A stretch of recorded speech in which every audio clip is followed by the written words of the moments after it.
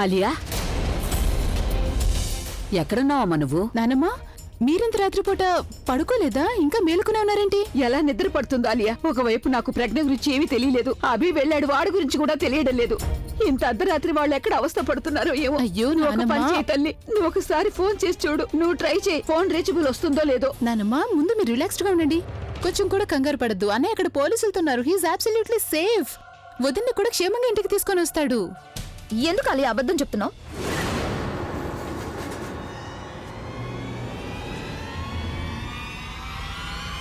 అలా చూడొద్దు నన్ను. చూడు, నాన్నమ్మ ఎంత కంగారు పడుతున్నారో. ఆవిడ ఏంటి పెద్ద దిక్కు, కానీ అక్కడ ఏం జరుగుతుందో ఆవిడకి తెలియకుండా పోయింది. తను ప్లీజ్ నువ్వు మాట్లాడొద్దు. ఈ విషయంలో ఇంటర్ఫియర్ కాకుండా ఉంటే మంచిది. నానమ్మ, మీరు గదిలోకి పదండి. ముందు విశ్రాంతి తీసుకోవాలి మీరు. నువ్వు మాట్లాడు కాలియా. నాకు చెప్పండి, ఏంటి అసలు నిజం? అదేంటో నాకెందుకు చెప్పడం లేదు? నాన్నమ్మ, మీ మనవడు అభి నిజానికి తన పోలీసుల దగ్గర లేడు. తన కిడ్నాపర్స్ దగ్గరికి వెళ్ళాడు, అది కూడా ఒంటరిగా. ఇదంతా కూడా కేవలం ఆ బుల్బుల్ కారణంగానే.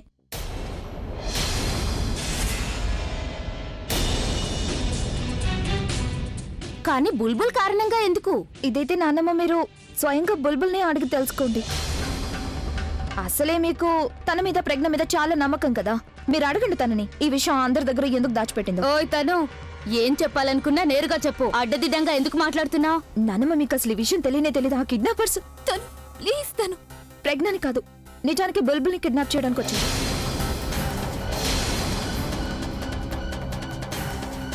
కానీ ప్రజ్ఞని తీసుకెళ్లిపోయారు. తర్వాత ఆ కిడ్నాపర్స్ బుల్బుల్ కి ఫోన్ కూడా చేశారు. బుల్బుల్ కనుక వాళ్ళ దగ్గరికి వెళ్ళిందంటే వాళ్ళు ప్రజ్ఞని ఏం చేయకుండా వదిలేస్తారని. మరి అభి అక్కడికి వెళ్లాల్సిన అవసరం ఏమొచ్చింది? అదే కదా నాన్నమ్మ, అభి అక్కడికి వెళ్లాల్సిన అవసరం ఏం లేదు. కానీ అభి అందరి గురించి ఆలోచిస్తుంటాడుగా, అదే తన మంచితనం కూడా. ఇక అందుకనే బుల్బుల్ కి బదులుగా తనే అక్కడికి వెళ్ళాడు. అప్పుడు బుల్బుల్ని కాపాడొచ్చు, అలాగే ప్రజ్ఞని కూడా కాపాడొచ్చు కదా అని.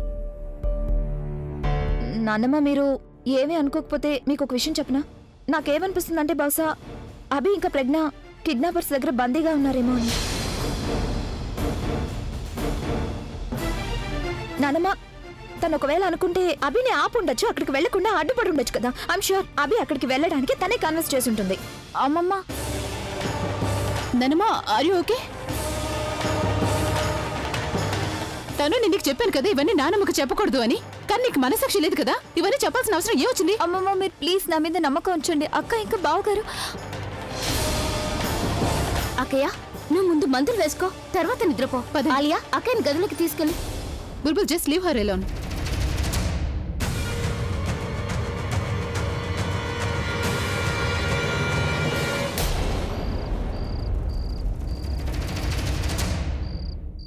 నీ భార్య నీ పక్కనే ఉంది కదా, తనతో మాట్లాడొచ్చు కదా.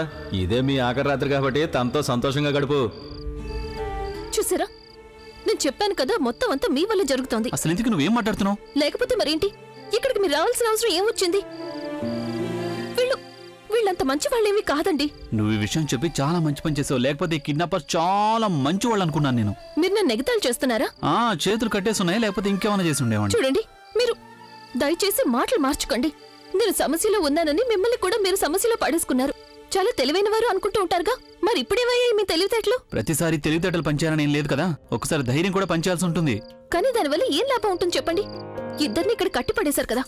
కనీసం మీరు ఇంట్లో ఉండుంటే ఇంట్లో వాళ్ళకైనా ధైర్యంగా ఉండుండేది. ఇంట్లో వాళ్ళకి ఇప్పుడు ఎవరు ధైర్యం చెప్తారు? ఎవరు కావాలని ఇలా సమస్యలు ఇరుకోవాలని అనుకోరు కదా. అయినా సిచ్యువేషన్స్ అన్ని ఇలా కలిసి వచ్చేస్తుంటే నేను ఏం చేయగలను? నా కారణంగానే ఆ కార్పొరేటర్ మిమ్మల్ని అన్ని దెబ్బలు కొట్టాడు. కాళ్ళు చేతుల గురించి తెలియదు, కానీ ఒకవేళ నా అందమైన గొంతుకి ఏమైనా జరిగిందంటే గనక అప్పుడు నేను కార్పొరేటర్ గొంతు నొక్కేసుండేవాడిని. పగ తీర్చుకోవడం గురించి కాదు, ప్రస్తుతం ఇక్కడి నుంచి మనం ఎలా బయటపడాలి అనే దాని గురించి ఆలోచించాలి. ఫుగి, నువ్వు కిడ్నాప్ అయ్యే టైంలో నీ బుర్ర ఏమన్నా ఇంట్లో పెట్టేసి వచ్చేసావా? ఎప్పుడు నేనే ఎందుకు ఆలోచించాలి? నువ్వు కూడా ఆలోచించొచ్చు కదా. నేనేదైతే చేయగలనో దాని గురించి నేను ఆలోచించాను, అది చేసి ఇక్కడి నుంచి పారిపోయి తిరిగి వచ్చేసాను కూడా. పారిపోయిన తర్వాత నువ్వు నాకు ఎప్పుడైతే ఫోన్ చేసావో అప్పుడు నాకు అడ్రస్ చెప్పడానికి బదులు నువ్వు చెప్పాల్సింది కిడ్నాప్ చేసిన వాడు కార్పొరేటర్ అని. ఎవరింట్లో అయినా మంటలు అంటుకుంటే అప్పుడు వాళ్ళ మంటల్ని ముందు ఆర్పుతారా, లేకపోతే ఎవరు మంటలు అంటించారని తెలుసుకుంటారా? ఇలాంటి సమాధానాలు చెప్పడానికైతే నీ బుర్ర బాగా పనిచేస్తుంది. కానీ నేను కేవలం నువ్వు మాట్లాడకుండా ఉండు, నన్ను కాస్త ఆలోచించు. మనం ఎలాగైనా ఈ కట్లు విప్పుకోవాలి. ఏయ్ ఫుగి, ఏమైంది? నేను నీకు చెప్తాను, అప్పుడు నువ్వు బాగా డీప్గా బ్రీత్ తీసుకున్నది. ఎందుకు? నేను నీకు చెప్పింది చెయ్యి చాలు. అలాగే.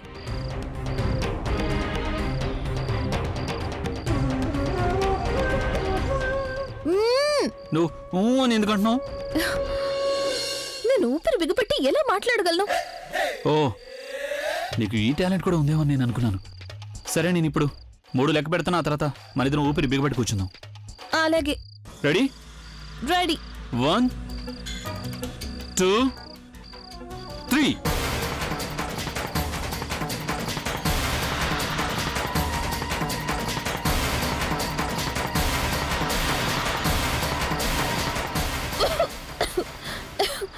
ఇలా ఊపిరి బిగుపెట్టి కూర్చున్నావు అంటే వాళ్ళకి మన ప్రాణాలు తీయాల్సిన అవసరం ఏముండదు. మనమే ఊపిరి అడగ చనిపోతాం. మ్యాటర్ ఊపిరి ఆడకుండా ఉండటం గురించి కాదు, మౌనంగా ఉండటం గురించి. నువ్వు ఒక్క నిమిషం మౌనంగా ఉంటే చాలు, అప్పుడు గిన్నిస్ వరల్డ్ రికార్డ్ వాళ్ళు వెతుక్కుంటూ మరీ వస్తారు నీ దగ్గరికి. అప్పుడు వాళ్ళ వల్ల ఈ కిడ్నాపర్స్ దొరికిపోతారు. ఇప్పుడు మీ జోకులు అయిపోయాయా? మీరు చెప్పేంత వరకు నేను ఊపిరి పీల్చుకోను. ఓకే, ఎక్కువసేపు అలాగే ఉండాలి.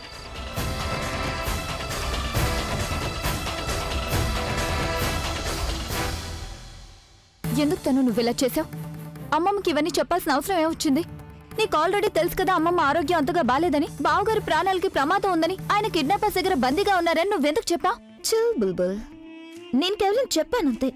నువ్వైతే చేసావు కదా. ఆ కిడ్నాపర్స్ మీ అక్కకి బదులుగా నిన్ను డిమాండ్ చేశారు, కానీ నువ్వు నీ తెలివితేటలు ఉపయోగించి అభిని అక్కడికి పంపించావు. ఇక అభి ప్రజ్ఞ అక్కడ బందీలుగా ఉన్నారు. మీ అక్క గురించి అయితే నాకు తెలియదు, కానీ ఒకవేళ అభికి ఏమైనా జరిగిందంటే బుల్బుల్, అప్పుడు నేను నిన్ను అస్సలు వదిలిపెట్టను.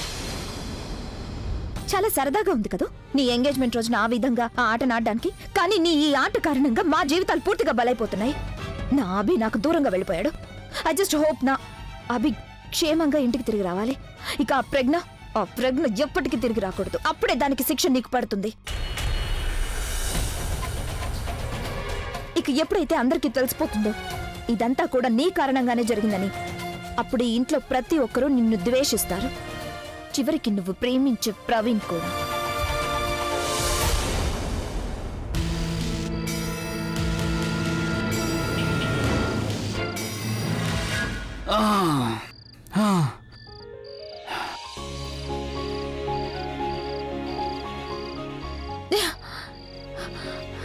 నాకు అస్సలు తెలియదు మీరు కట్లిప్పుడంలో ఇంత ఎక్స్పర్ట్ అని. చిన్నప్పుడు దొంగ పోలీస్ ఆట ఆడేవాడిని కదా. దీన్ని బట్టి ఎప్పుడు మీరు దొంగగానే ఉండేవారని నాకు అర్థమైంది. ఇక ఈ చేతికట్లు వచ్చేసాయంటే అప్పుడు అరే ఏంటి నువ్వు కట్లు విప్పడానికి నాకు కాస్త హెల్ప్ చేయొచ్చు కదా. కమాన్, నువ్వు పని చేయి, నీ నోట్లో గాలి నింపుకో, ఆ తర్వాత దాన్ని ఇలా బయటికి తీ. కమాన్, డూ ఇట్. ముందే చెప్పొచ్చు కదా.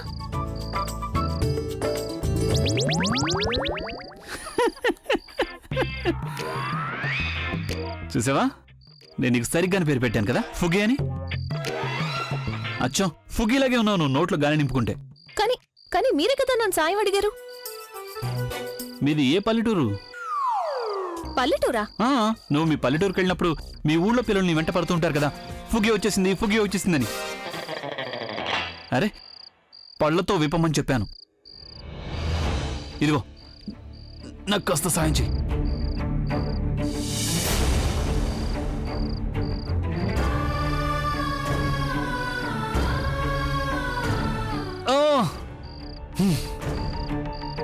మీ చేతిని నా దగ్గరికి పెట్టండి.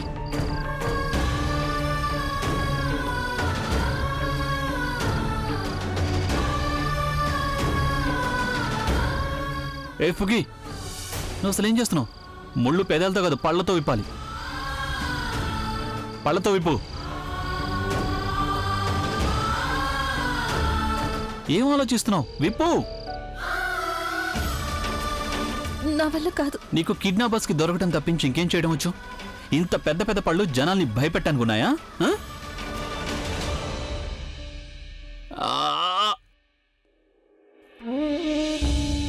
ఏంటి ఫుగి, నువ్వు కళ్ళు తెరుచుకునే పడుకుంటావా? ఇక్కడి నుంచి బయటపడడానికి ఏదో నా మొహం మీద రూట్ మ్యాప్ రాస్తుంది అన్నట్టు నా మొహాన్ని చూస్తున్నావు. లేదు, అది నేనేం చూస్తున్నానంటే మీరు తాడుని ఎలా విప్పుతున్నారు అని. అంటే ఈసారి నేను మీకు సాయం చేయొచ్చు కదా. ఈసారా? అంటే మళ్ళీ కిడ్నాప్ అవ్వాలని అనుకుంటున్నావా? లేదు, అది ముందు మీరు ఈ తాడిని ఎలా విప్పుతారో విప్పండి.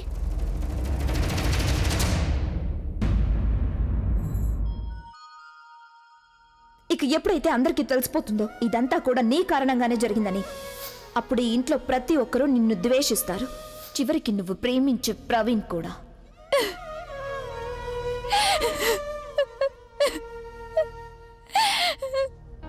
బుల్బుల్ బుల్బుల్ ఏమైంది నీకు?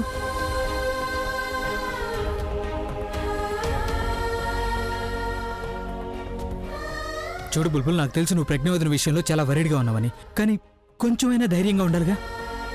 ధైర్యంగా ఉండాలా? బావగారికి బదులుగా నేను ఎక్కడికి వెళ్ళుండుంటే అప్పుడు నేను ధైర్యంగా ఉండేదాన్ని ప్రవీణ్. నిజమే, నేను సమస్యల్లో ఇరుక్కుని ఉంటాను, కానీ దానివల్ల నాకు ఎలాంటి నష్టం జరిగేది కాదు ప్రవీణ్. ఇప్పుడు అక్కతో పాటు బావగారు కూడా కిడ్నాపర్స్ దగ్గర బందీగా ఉన్నారు. ఒకవేళ వాళ్ళిద్దరికి ఏమైనా జరిగిందనుకో, అప్పుడు నేను ఇప్పుడు మా అక్కని ఇబ్బంది పెట్టడం కోసమే పుట్టినట్టున్నాను. నేను ఎప్పుడు దానికి బుల్బుల్ సంతోషాన్ని... ప్లీజ్, జరిగిన దాంట్లో అసలు నీ తప్పు ఎంత మాత్రం లేదు. ప్రవీణ్, నువ్వు ఊరికే నాకు ధైర్యం చెప్పాల్సిన అవసరం లేదు. నాకు తెలుసు అన్నీ నా వల్లే జరుగుతున్నాయి. మా అక్క విషయంలో నేనెంత అన్లెక్కియో నాకు తెలుసు. ఇదంతా నా వల్లే. నిజానికి ఆ కిడ్నాపర్స్ నన్ను కిడ్నాప్ చేయడానికి వచ్చారు, కానీ అక్కని కిడ్నాప్ చేశారు. అయినా నువ్వు ఇక్కడికి ఎందుకు వచ్చావు ప్రవీణ్? మీరు ఫ్యాక్టరీలో రైడ్ చేశారా? అక్క బావగారు దొరికారా? ప్రవీణ్ జాబ్ చెప్పు. నువ్వెందుకు బుల్బుల్, ఏం కొంచెం నేను మాట్లాడలేదు? చెప్పేది విను. వాళ్ళ ఫ్యాక్టరీలో లేరు, కానీ నువ్వేం టెన్షన్ పడకు, వాళ్ళిద్దరూ దొరుకుతారు. ఒకవేళ వాళ్ళకి ఏమైనా జరిగిందంటే? ప్రవీణ్, నేను కిడ్నాపింగ్ అయితే ఆపలేకపోయాను, కానీ బావగారు అక్కడికి వెళ్లకుండా అయితే నేను ఆపుండాల్సింది. ఈ రోజు బావగారు అక్క ఇద్దరు నా కారణంగా సమస్యలో ఉన్నారు. ఇంట్లో అందరు కంగారు పడుతున్నారు, నన్ను నాన్న మాట్లాడుతున్నారు, నన్ను ద్వేషించడం మొదలు పెడతారు. ఇక నువ్వు ప్రవీణ్, నువ్వు కూడా నన్ను ద్వేషించడం మొదలు పెడతావు. ప్రవీణ్, నేను నీకు దూరంగా ఉండగలను, కానీ నీ ద్వేషాన్ని మాత్రం భరించలేను. బుల్బుల్, నువ్వు అసలు ఏమంటున్నావు? ఇలా చూడు బుల్బుల్, ఇదంతా నీతో ఎవరు చెప్పారో ఎందుకు చెప్పారో అదంతా నాకు తెలీదు, కానీ నేను ఒకటి మాత్రం చెప్పగలను. నా మనసు ఏం చెప్తే అదే చేస్తాను. కేవలం నా మనసు మాటే వింటాను. ఇక నా మనసు ఏం చెప్తుందంటే దీంట్లో నీ తప్పు అసలు ఏమాత్రం లేదు, నువ్వు ఎలాంటి పొరపాటు చేయలేదని.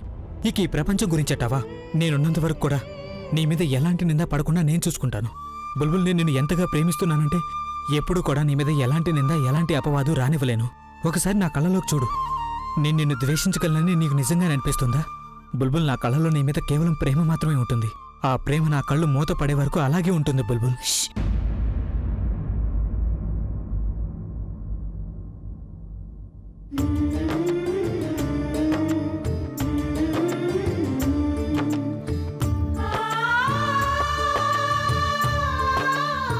నేను నీతో ఉన్నంత వరకు నువ్వు ఏమాత్రం మాట పడకుండా చూసుకుంటాను.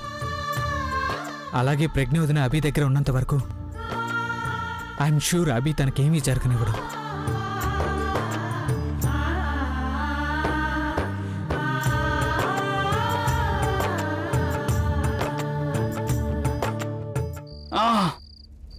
చాలా టైట్గా కట్టారు. ఉదయం లేచాక విప్పుతాను. అది కాకుండా ఇప్పుడు చీకట్లో అసలు ఏం కనిపించట్లేదు. అంతవరకు ఏం చేద్దాం? అంతవరకు నిద్రపోదాం. అయినా ఫుగి, వాళ్ళు నిన్ను ఎలాగైతే కట్టారో నువ్వు అలాగే కూర్చో. ఏ? నా చేతులు కట్టేసున్నాయి కదా, నేను నిన్ను పంచి ఇవ్వలేను అని నువ్వు అనుకోవద్దు. నేను చెప్పినట్టు చెయ్యి, అంతే చాలు.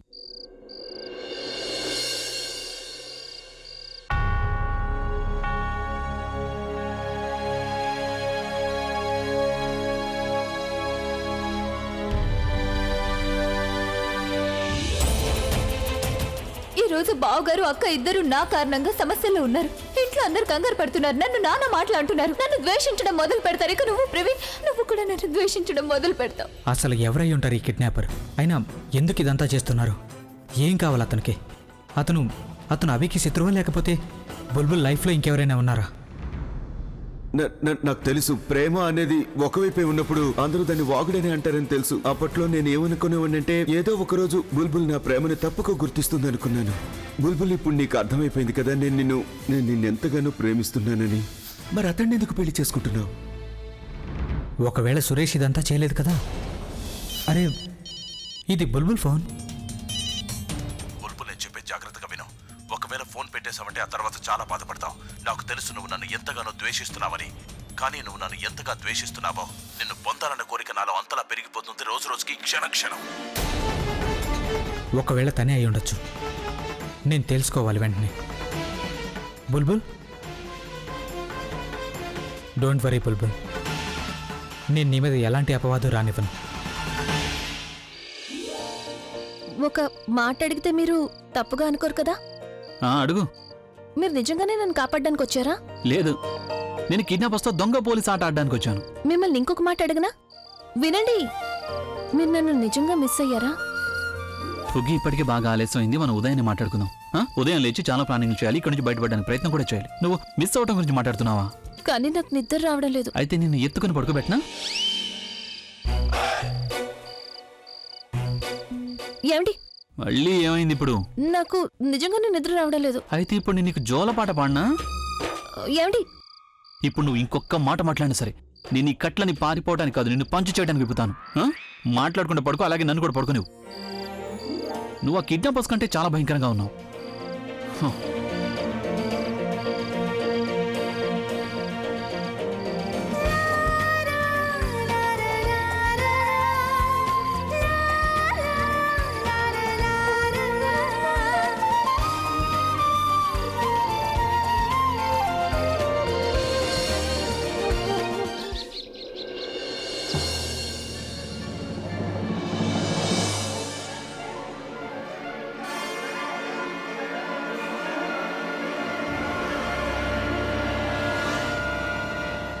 మొత్తం అందరూ నిద్రపోతున్నారు, పిచ్చి వెదవలు.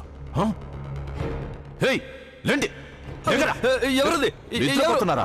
నిద్రపోవడానికి వచ్చారా ఇక్కడికి? హేయ్, లేగరా. లే. హేయ్, లేగరా. లేగరా.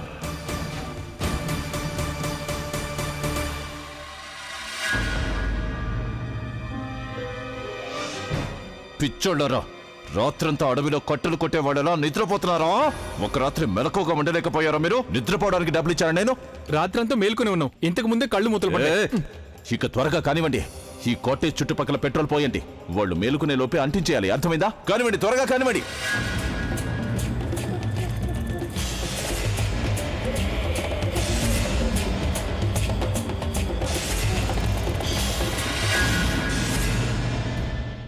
రాక్ స్టార్ అంతిమ సంస్కారానికి ఏర్పాట్లు పూర్తయిపోయాయి.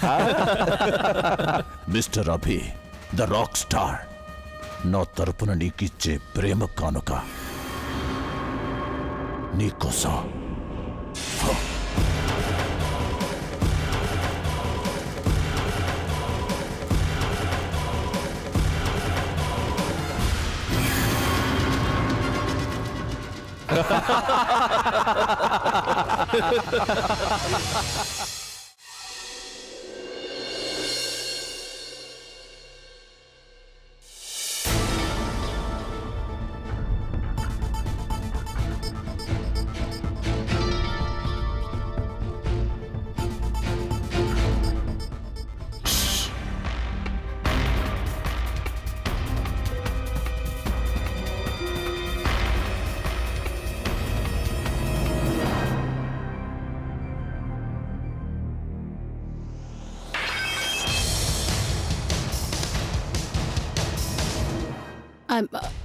I'm so sorry. నాకు అన్నయ్య డైరీ కావాల్సి వచ్చింది, దాంతో చేయి తగిలింది. I don't mean to disturb both of you. Be careful. Praveen, it's okay Alia, నువ్వు రావడం చాలా మంచిదైంది. ఒకవేళ నువ్వు రాకపోతే అలా నిద్రపోతూనే ఉండేవాడిని. బుల్బుల్, నువ్వు ఫ్రెష్ అయ్యారా? నేను కమిషనర్ గారితో మాట్లాడొస్తాను. ఆ తర్వాత ఏం చేయాలో మనం ఆలోచిద్దాం. ప్రవీణ్ జాగ్రత్త, ఇక్కడ గాజ్మెంట్లు ఉన్నాయి. నా స్థానంలో చాలా హాయిగా నిద్రపోతోంది, కానీ నేను నిన్ను నా స్థానంలో ఎక్కువ రోజులేమీ ఉండనివ్వను. ఎట్టి పరిస్థితుల్లోనూ నా స్థానం నాకు తిరిగి కావాలి. నేను ర్యామ్సమ్ని పంపిస్తాను to clear this up. I'm so sorry once again.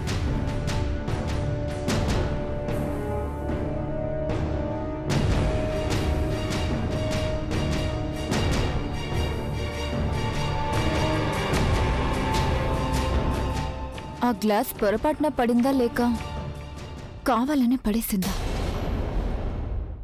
Akash, నువ్వు క్రాస్ చెక్ చేసావా? అరగంట క్రితమే చేశాను. ఆకాష్, మళ్ళీ నువ్వు నిన్నట్లా ఇంకొంతమంది పోలీసులు పెట్టావంటే పని తేలిగ్గా అయిపోతుంది. అయినా పని మీద బయలుదేరగానే చేస్తాను. ప్రవీణ్, నానమ్మ ఏమైంది మీకు? నానమ్మ, నువ్వు ప్రజ్ఞావంతుని గురించి టెన్షన్ పడకు. తను తిరిగి వచ్చేస్తుంది. చూడు బాబు, నా పిల్లల్ని కాపాడు. మొదట నేను ప్రజ్ఞ గురించే భయపడ్డాను, ఇప్పుడు నా అభి గురించి కూడా బాధగా అనిపిస్తుంది. ఇప్పుడు ఏం చెయ్యాలి నేను? అభికేమైంది? బాబు, మా దగ్గర ఎంత అచకు మాకంతా తెలుసు. ప్రజ్ఞను విడిపించడానికి బుల్బుల్కి బదులు అభి వెళ్ళాడు కదా. ఇప్పుడు తను స్వయంగా కిడ్నాపర్ల ఆధీనంలో ఉన్నాడు కదా. ఇదంతా ఎవరు చెప్పారు మీకు? విషయం ఇప్పుడు మాకు ఎవరు చెప్పారని కాదు, ఇప్పుడు ఏం చెయ్యాలి అని. నువ్వు తెలివైన వాడివి, నువ్వే ఏదో ఒకటి చెయ్యాలి. ఒక్కసారి నా పిల్లల్ని ఇంటికి తీసుకురా. నేను జీవితాంతో నీకు రుణపడి నానమ్మ, ఉంటాను. చూడు నా ఒకసారి. పిల్లల్ని నా దగ్గరకు తీసుకురా. నానమ్మ, నేను చెప్పేది విను. నేను అభికి ఎంతో రుణపడి ఉన్నాను. నాకేం జరిగినా కూడా నేను అభిని కాపాడితే తను, మీరు టెన్షన్ పడకండి. ప్రామిసేనా? I promise.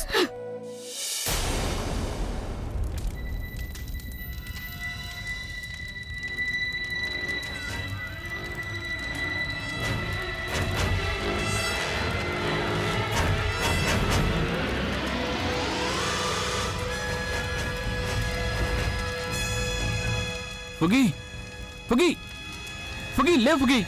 లేదు, ఇంకాసేపు నిద్రపోనివ్వండి. బాగా నిద్ర వస్తుంది. త్వరగా లేదంటే శాశ్వతంగా ఇక్కడే నిద్రపోవాల్సి వస్తుంది. ఎందుకని అలా ఏం జరిగిందని నేను